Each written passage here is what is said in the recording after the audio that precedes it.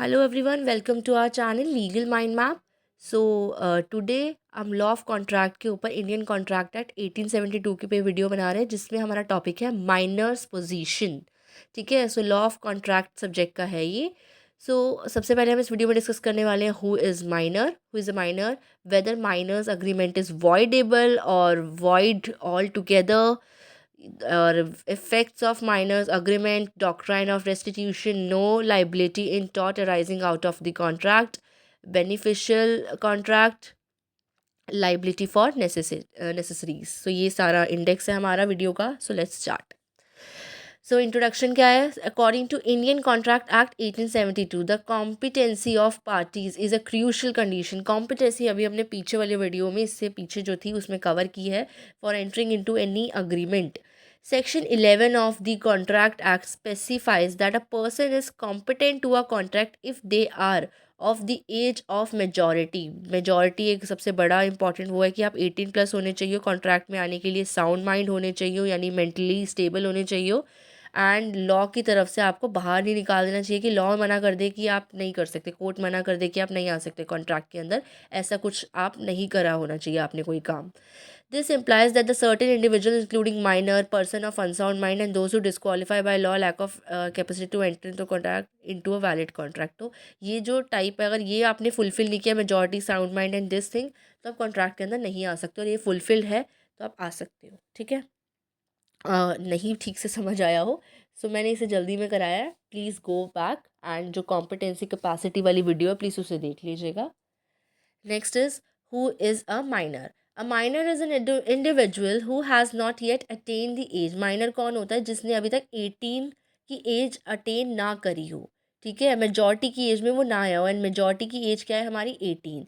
In India the Indian Majority Act 1875 initially set the age of majority at 18 की सेट की गई है age, but amendments have been propose to standardize it at 18 years irrespective of appointment of the guardian.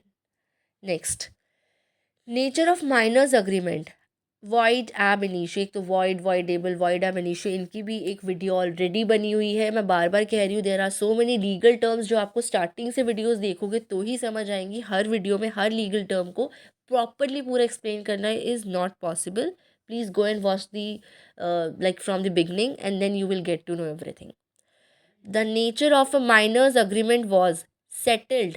ठीक है, जो nature है minors agreement का वो settled by privy council in the landmark case. अब लैंडमार्क केस देख लेते हैं ये, जिससे नेचर पता चल जाएगा हमें, और वॉइड एब इनिशियो को भी समझा दूंगी फिर मैं. मोहरी बीवी वर्सेस दामोदस दामोदास घोष 1903. इस केस में क्या था? एक माइनर था जिसने अपना हाउस जो है ना गिरवी रख दिया था, mortgage, and the privy council ruled that a miners agreement is void ab initio. Minor के दौरान, माइनर के थ्रू कोई एग्रीमेंट किया जाता है या माइनर किसी अग्रीमेंट को साइन करता है, चाहे ए एक पार्टी है, फॉर एग्जाम्पल ए 29 ईयर्स का है, बट बी जो है वो है 17 ईयर्स का, तो बी तो माइनर हो गया. अब चाहे बी अग्रीमेंट साइन करे तो भी वो शुरू से ही वॉइड एब इनिशियो में आ जाएगा, यानी कि शुरू से ही इनवैलिड है, वॉइड है, माना ही नहीं जाएगा वो अग्रीमेंट शुरू से ही. सो वो कॉन्ट्रैक्ट नहीं होगा. तो meaning of void from the beginning, meaning क्या है? Void from the beginning. This landmark decision established that general belief in the individual's ability to judge their own interest does not apply to minors. कि miners को इतना नहीं पता होता वो जो कर रहे हैं, वो कुछ भी डील करके आ जाएंगे, आप कर लोगे उनके साथ, उसके बाद आप कहोगे अरे मैंने तो ये खरीद लिया उससे. This is not possible. Okay, so that's why क्या कहते हैं, minor agreement is void ab initio. Minor के साथ आप कोई भी अग्रीमेंट करेंगे वो शुरू से ही बेकार होगा, वॉइड होगा. Next, effects of minors agreement. अब उसके इफेक्ट्स क्या अगर आप माइनर के साथ अग्रीमेंट करते हो? सबसे पहले तो वो एक वॉइड एग्रीमेंट होगा. A miners agreement is considered void from the beginning. शुरू शुरुआत से ही वो गलत होगा, बेकार होगा, वॉइड एग्रीमेंट होगा. For instance, if a minor signs a lease agreement, अगर मान लो एक माइनर ने लीज अग्रीमेंट साइन कर लिया है, ना तो माइनर और ना ही लैंडलॉर्ड लीगली बाउंड है उसको पूरा करने के लिए. ना वो लैंडलॉर्ड कर सकता है उसको पूरा, ना वो माइनर उसे पूरा करवा सकता है, क्योंकि वो कोई अग्रीमेंट थोड़ी ना वो माइनर की तरफ से साइन करा हुआ, वो इनवैलिड है. No duty to perform. जो माइनर ने साइन किया उसमें कोई ड्यूटी नहीं है परफॉर्म करने के लिए। Neither party has a legal, जब कोई लीगल ऑब्लिगेशन ही नहीं है तो कोई भी पार्टी ड्यूटी कैसे पूरी करेगी, कैसे फुलफिल करेगी उस कॉन्ट्रैक्ट को या फिर अग्रीमेंट को। Neither party has a legal duty to perform any part of the contract if a minor agrees to purchase a goods. The seller can not compel the minor to fulfil the payment. ठीक है ना। आप कहो मैंने तो इसे सामान दे दिया, इसने मुझे पैसे क्यों नहीं दिए, आपको उसकी एज का पता है, आपको पता है वो माइनर है, then how you can not, now you can not say कि आप, you can not claim your money. आप कैसे उसके साथ अग्रीमेंट में आ सकते हो किसी भी, you can not force a minor to fulfil it. So and the minor can not enforce the delivery of the goods, and minor भी नहीं कर सकता डिलीवरी ऑफ गुड्स क्योंकि वो माइनर है। इफेक्ट्स ऑफ माइनर्स अग्रीमेंट, अब क्या उसके असर है, वो वॉइड इफेक्ट है, ये तो हमें पता ही है, बार बार क्या ही बोलूँ। द लीगल कॉन्सिक्वेंसेज उसके क्या है कि वो अग्रीमेंट माना ही नहीं जाएगा, वो वॉइड होगा। माइनर अगर साइन करता है कोई भी सर्विस का कॉन्ट्रैक्ट या फिर कुछ हायर करने का ट्यूटर, वो उसकी कोई लीगल स्टैंडिंग नहीं होगी, उसे नहीं माना जाएगा, बच्चे ने कर दिया है, ऐसा बोल देते हैं ना हम। Misrepresentation and estoppel, if a minor misrepresents their age, अगर माइनर अपनी असली एज बताता ही नहीं है, जैसे अब आजकल होता है ना किसी बच्चों की हाइट बढ़ जाती है, काफ़ी अच्छा ग्रो कर जाते हैं अकॉर्डिंग फिजिकल अपीयरेंस से, तो नहीं पता चलता वो 18 से ज़्यादा किया 18 से कम किया है। तो अगर माइनर अपनी एज को मिसरिप्रेजेंट कर रहा है, डिसीव कर रहा है किसी के साथ धोखा करने के लिए दूसरी पार्टी के साथ, तो there is no estoppel against the minor. Example है, if a minor falsely claims to be legal age to enter into a business contract, they can not be estopped from later asserting their true age. ठीक है, उसके बाद फिर वो पीछे नहीं हट सकता। अगर तुमने अब कॉन्ट्रैक्ट कर लिया, तुम माइनर होके तुम झूठ दिखा रहे हो ना किसी को, तो फिर अब तुम पीछे नहीं हट सकते, अब तुम्हें करना पड़ेगा। Next, doctrine of restitution, compulsion to restitute if a minor gains property or goods through misrepresentation। अपनी गलत एज दिखाकर अगर एक माइनर ना प्रॉपर्टी ले लेता है, सामान ले लेता है, कुछ भी ले लेता है, मतलब खरीद लेता है, तो द डॉक्ट्राइन ऑफ रेस्टिट्यूशन में अप्लाई, तो उस केस में हम डॉक्ट्राइन ऑफ रेस्टिट्यूशन अप्लाई करेंगे। मतलब if a minor acquires a valuable antique by misrepresentation their age, they may be compelled to return the antique. उसको उसी टाइम पे उन चीज़ों को वापस करना पड़ेगा क्योंकि उसने अपनी एज का गलत फ़ायदा उठाया है, उसने गलत बोला अपनी एज को है, गलत मिसरिप्रेजेंट किया, उसने सही एज नहीं बताई है, सामने वाले के साथ धोखा किया है, तो उसे वो चीज़ को वापस करना पड़ेगा। और वो कोई वैल्यूएबल आइटम हो तो फॉर श्योर करना ही पड़ेगा। Now, tracing of goods or value, the minor can be compelled to restitute यानी वापस करना, only if the goods or their value can be traced। वो तभी वापस कर सकते हैं जब उस गुड की वैल्यू को ट्रेस किया जाए, बताया जाए वो कितना महंगा और कितना कीमती था। If a minor sells a piece of art work acquired through the misrepresentation and the funds are traceable, the minor may be required to return the proceeds. एक माइनर है, उसने कुछ बोल के अपनी एज को मिस रिप्रेजेंट करके एक आर्ट पीस है, एक आर्ट वर्क है सॉरी, उसको ले लिया है और उसे बेच दिया है। उसके बाद वो फंड भी अगर ट्रेस हो सकते हैं तभी तो हम उसे बोलेंगे ना कि आप प्लीज़ वापस कर दो पैसे, एटलीस्ट उससे आए हुए पैसे तो वापस कर दो हमको। तो दिस इज़ ऑल्सो इम्पॉर्टेंट कि जो भी आपका अमाउंट है या फिर what ever the minor has taken from you, that things it should be traced, वो ट्रेस होनी चाहिए आपके कि आप वापस ले पाओ, इतना तो होना चाहिए। देन डॉक्ट्राइन ऑफ रेस्टिट्यूशन में equitable grounds, courts on the grounds of equity may ask the minor to return ill-gotten gains। If a minor falsely represent, minor अपनी गलत एज बताता है और उसके बाद वो कोई स्कॉलरशिप ले लेता है, the court may require the minor to reimburse the scholarship funds, उसे वो चीज़ वापस करनी पड़ेगी। सी डॉक्ट्राइन ऑफ रेस्टिट्यूशन में everything is you have to give back. Minor जिसने मिसरिप्रेजेंट किया अपनी एज को, उसे हर चीज़ वापस करनी पड़ेगी, उसने जो धोखे से हथियाई है या ली है। ठीक है, whatever will say. Challenges in application, अब इसको एप्लीकेशन करने में क्या चैलेंजेस है, doctrine may be not applied if it's challenging to trace. अब आप कोई चीज़ है उसने ले ली, वो यूज़ भी कर ली, for example you can not take it back, कोई सर्विस है वो लेके यूज़ कर ली, नहीं वापस ले सकते। सो अब वो ट्रेस थोड़ी ना कर सकते हो, you can not take it back, तो आप उसमें डॉक्ट्राइन ऑफ रेस्टिट्यूशन अप्लाई नहीं कर सकते जब आप वो चीज़ वापस नहीं ले सकते हो। तो ट्रेस द गुड्स, और if the minor has acquired cash instead of goods, अगर माइनर ने गुड सामान की जगह कैश ले लिया है। So if the minor spend cash obtained, अब उसने जैसे वो आर्ट वर्क है उसने उसे ख़रीदा बेच दिया और उसके बाद उस कैश को भी यूज़ कर लिया, कुछ नहीं कर सकते आप, डॉक्ट्राइन ऑफ रेस्टिट्यूशन अप्लाई नहीं कर सकते हो।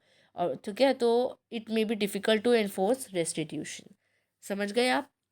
माइनर ने अगर मान लो कोई चीज़ ली है और वो वापस हो सकती है तो आपका डॉक्ट्राइन ऑफ रेस्टिट्यूशन अप्लाई हो सकता है। अदरवाइज मान लो उसने कोई चीज़ खरीदी, उसे और बड़े दाम में बेच दिया, कोई आर्ट वर्क को मान लो बेच दिया, अब वो कैश भी उसने यूज़ कर लिया, आप कहाँ से लोगे उसे, कैसे लोगे, वो तो माइनर है, आप उसे कुछ क्लेम थोड़ा ना कर सकते हो उस चीज़ के ऊपर। तो डॉक्ट्राइन ऑफ रेस्टिट्यूशन अप्लाई करना is difficult there. Doctrine of restitution is all about taking it from him, taking back from the minor whatever he has taken from you by misrepresenting his or her age. Next, now, no liability in tort arising out of contract, direct connection with contract, इसे समझते हैं।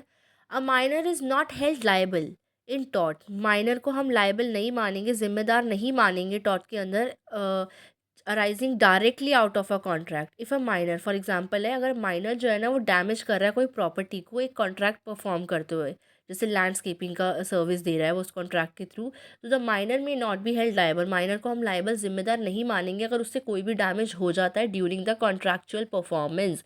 ये law of taught के अंदर है। फिर अब आता है indirect connection with the contract. अब डायरेक्ट कनेक्शन हमने समझ लिया, इनडायरेक्ट कनेक्शन क्या है कॉन्ट्रैक्ट के साथ।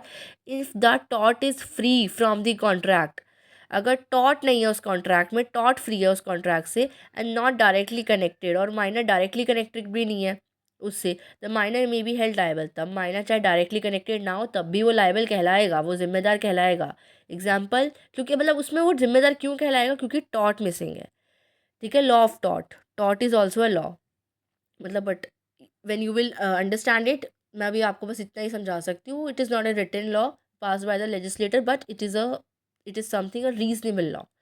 For example, if a minor while driving a contractor's truck for personal reason, अब वो पर्सनल रीज़न के लिए कर रहा है वो चीज़, वो कॉन्ट्रैक्टर्स ट्रक तो ड्राइव कर रहा है बट अपना पर्सनल रीज़न, और उसी दौरान उसने एक एक्सीडेंट कर दिया, तो वो माइनर जो है उसे हेल्ड करेंगे लायबल, किसके लिए, टॉर्ट ऑफ नेग्लिजेंस के लिए। अब इसमें क्या है, टॉर्ट मिसिंग नहीं है बट समवेयर इसके अंदर वो इनडायरेक्टली वो पर्सनल यूज़ के लिए अपने कुछ कर रहा है। ठीक है, तो यहाँ पे क्या है, टॉर्ट ऑफ नेग्लिजेंस के लिए उसे हम करेंगे लाइबल मानेंगे। ठीक है, so here I am sorry to say tort is not missing, tort में पहले कहते थे ना मिसिंग है, वो मिसिंग नहीं है। Okay, alright.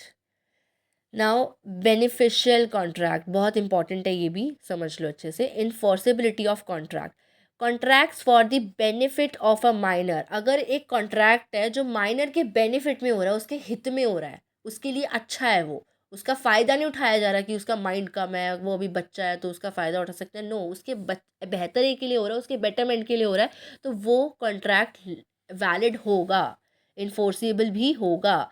Under Section 30 of Indian Partnership Act, a minor may share the benefits of a partnership with the consent of all the partners. सभी partners की consent और minor भी benefit ले सकता है partnership का। For instance, a minor can receive profit. Minor profit ले सकता है, दे नहीं सकता है of course, क्योंकि वो तो दे रहा है फिर अपनी तरफ से ना, कोई भी उसे बुद्धू बना सकता है उस according तो, but he can receive, वो ले सकता है, उसके बेटरमेंट की चीज़ है ना, he can take, he can receive profit from a business partnership, वो एक बिजनेस पार्टनरशिप से प्रॉफिट ले सकता है, तो उसके बेटरमेंट के लिए अगर कॉन्ट्रैक्टर, तो of course this is possible, it is a valid one. Then limited liability for liabilities, while a minor's agreement is void, minor का एग्रीमेंट किया हुआ वाइड होता है, a contract for the minor's benefit limits their liability to the benefit receive. ठीक है, अब जो contract किया गया जो सिर्फ माइनर के बेनिफिट के लिए, उसमें जो उनकी लाइबिलिटी है ना, वो भी एक वो होती है, मतलब लिमिट्स, उनकी लाइबिलिटी जो है, जिम्मेदारियाँ भी लिमिट हो जाती है। मैं समझाती हूँ उसे कैसे।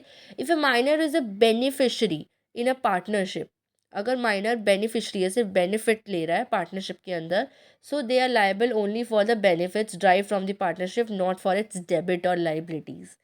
ठीक है, मैंने क्या बोला था कि वो दे नहीं सकता, वो सिर्फ ले सकता है, वो अपने बेटरमेंट के लिए वो कॉन्ट्रैक्ट ले सकता है, उसके अलावा वो ये कहोगे कि अब उसका लॉस भी उसके हिस्से में आएगा, ड्यूटीज़ भी उसके हिस्से में आएगी, no, not at all. He is only the taker, he is not the giver, he is only taking, वो अपने सिर्फ बेहतर उसके फ़ायदे के लिए हो रहा है। ठीक है, तो यही चीज़ इसके अंदर बताई गई है। That's it in this video, सब कुछ कवर करा है, बहुत अच्छे से कवर करा है। फिर भी कोई डाउट होता है तो प्लीज़ शेयर, कमेंट बॉक्स में आप कमेंट कर सकते हैं, I try to solve it. तो don't forget to like, comment, share and subscribe. Thank you.